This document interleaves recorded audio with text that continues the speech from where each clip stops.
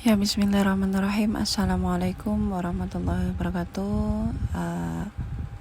Oke, berjumpa lagi di channel Binti Masrifah. Share kali ini saya akan mereview lagi toko saya yang baru, karena untuk akhir-akhir ini saya ingin sekali menambah semangat teman-teman seller baru. Jadi di sini saya mengulas toko saya yang baru, VP Store 89, yang baru saya buka bulan Agustus lalu.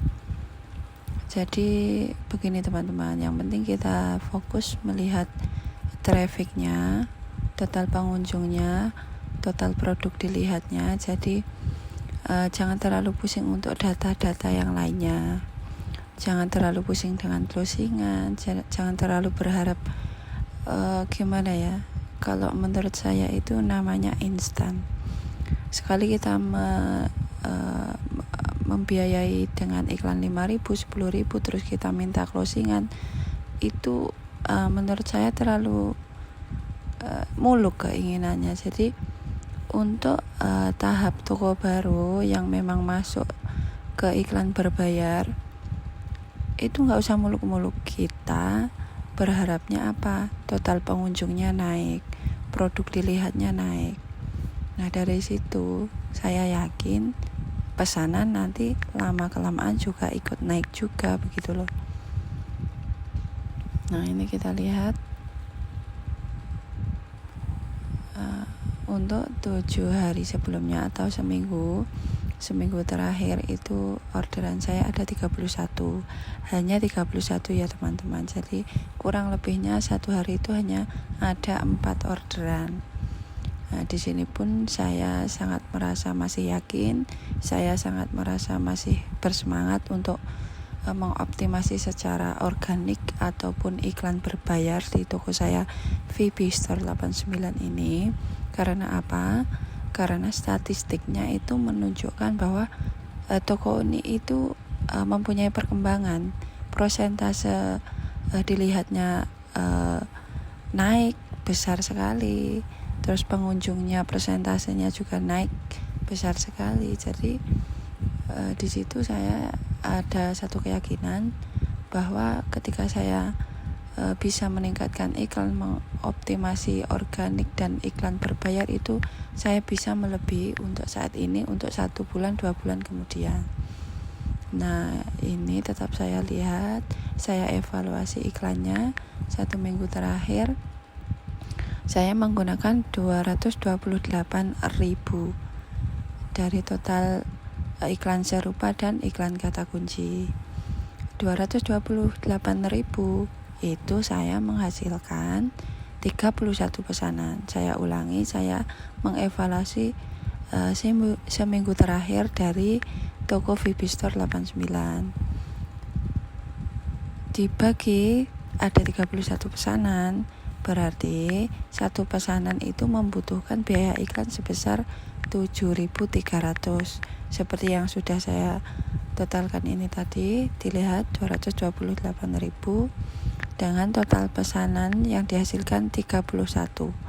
Jadi untuk satu pesanan itu saya membutuhkan biaya 7.354 rupiah per satu pesanan. Ya, diperhatikan ya teman-teman, ini untuk evaluasi iklan 1 minggu terakhir.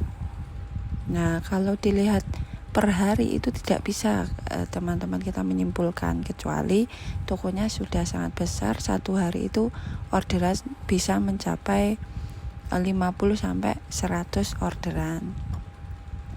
Seperti toko saya yang tas undangan itu sudah mencapai 50-70.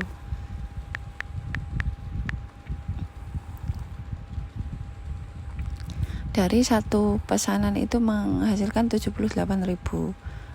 Untuk biaya iklan 7.500 dikurangkan, jadi penjualan saya itu per satu pesanan 70.500.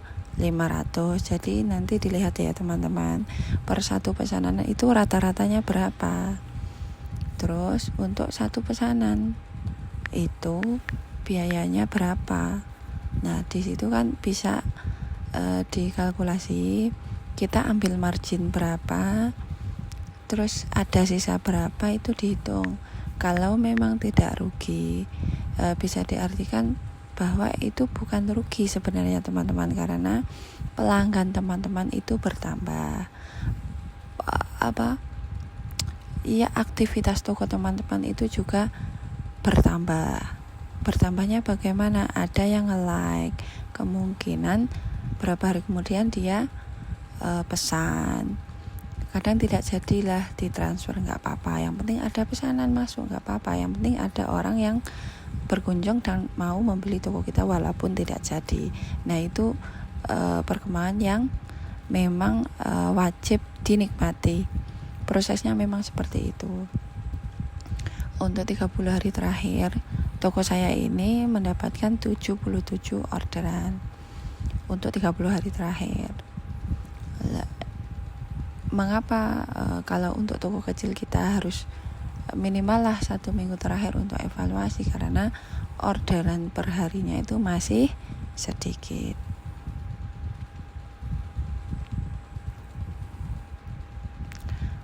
Nah ini kita ke 30 hari terakhir. Nah 7.600.000 omset saya. Produk yang dilihat itu naik drastis, total pengunjungnya naik drastis. Nah di situ hasil dari iklan kita teman-teman, bukan di pesanan saja yang dilihat. Begitu loh. Misalkan gimana ya, untuk pesanan atau closingan itu kan hasil akhirnya. Nah kita menikmati proses di mana pengunjung kita bertambah, di mana total viewer kita bertambah. Nah itu dinikmati di situnya teman-teman, bukan langsung kita menikmati closingan yang besar yang banyak, itu bukan. Kelak akan seperti itu jika kita mampu menghargai proses di mana toko kita sedang berkembang, lambat laun akan menjadi toko besar, dan itu harus diyakini, itu harus diimani. Jadi dari keyakinan tersebut, toko kita juga akan membesar seiring berjalannya kesabaran kita, keyakinan kita menuju toko yang kita impikan. Seperti itu teman-teman. Jadi semua hal yang saya lakukan ini, maksudnya semua hal yang saya share ini saya lakukan. Ini pengalaman saya pribadi secara otodidak, dan juga mempelajari dari coach-coach yang sudah share di YouTube mereka. Ini saya juga sangat berterima kasih kepada semua yang sudah di-share di YouTube, itu sangat membantu saya juga. Jadi kita lihat total untuk 1 bulan 897.000 total iklan yang saya gunakan, dan per 30 hari terakhir itu ada 77 pesanan.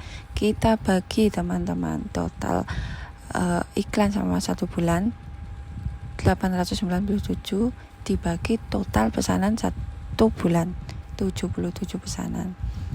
Nah itu ketemunya 11.000 teman-teman malahan. Tapi penjualan per pesanan saya meningkat, ada 99.000, alah bisa dikatakan 100.000 per 1 pesanan. Dikurangi 11.000 masih ada margin di situ. Nah di situ saya mengartikan ini sudah sangat bagus. Saya dapat margin dari dapat profitnya dari keuntungan secara omset. Terus saya juga mendapatkan marketing yang permanen gitu loh teman-teman. Saya mendapatkan aktivitas toko yang padat, saya mendapatkan viewer toko yang juga bagus, trafficnya bagus. Lah bonusnya saya mendapatkan untung dari penjualan saya per 1 pesanan itu semakin meningkat. Saya tunjukkan ya teman-teman, ini untuk tahap awal toko itu mereka yang beli cuma coba-coba. Karena apa? Kita belum banyak mendapat review dari pembeli, kita belum banyak mendapat bintang dari pembeli. Ini bisa dilihat barang yang perlu saya kirim itu 1, 2, 4, 5 itu biasa teman-teman. Tidak usah dianggap semua itu serius, semua itu dianggap disyukuri saja, dinikmati prosesnya, karena konsumen kita itu masih menjajaki, masih mencoba-coba beli di toko kita. Nah, kalau barangnya bagus, mereka order ulang teman-teman. Jadi repeat ordernya itu sangat permanen ketika kita mampu melayani dengan baik.